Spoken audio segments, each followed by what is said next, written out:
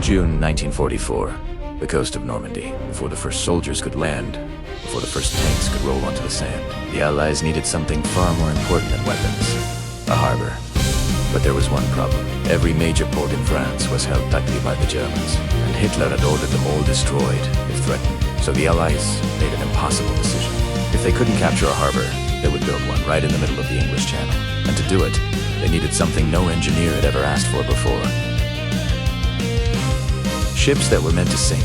These old vessels, beaten-up freighters, rusted steamers, tankers from World War I, stripped of ammunition, emptied of valuables, and crewed by volunteers who knew their mission was one way.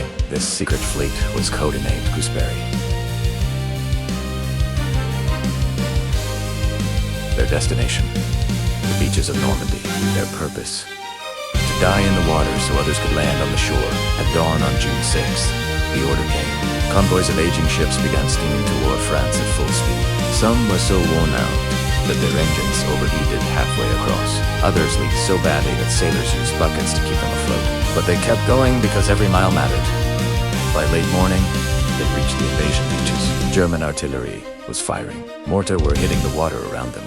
Yet the crew stayed at their posts as the coastline drew closer and the tide began pulling them in. Then came the moment of truth. The captains steered toward their assigned coordinates, locked the helm, and ordered their men to abandon ship. Minutes later, demolition charges blew open holes in the hulls. Water rushed in.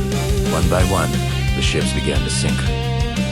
Bow first, stern first, some rolling sideways, until they formed a massive line of steel just beneath the waves.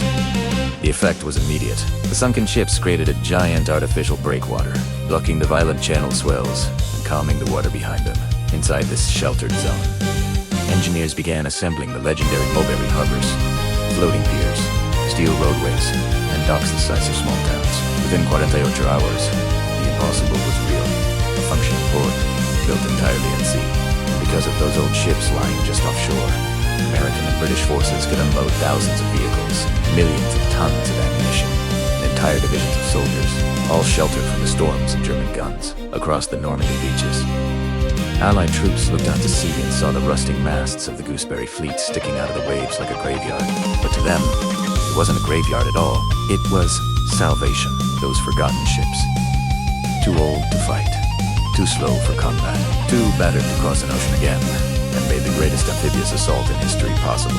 D-Day didn't succeed because of tanks or aircraft alone. It succeeded because hundreds of sailors volunteered for a mission most people never heard about. And because a fleet of aging vessels did one final act of service. They sank on purpose, so the Allies could rise on the shores of France.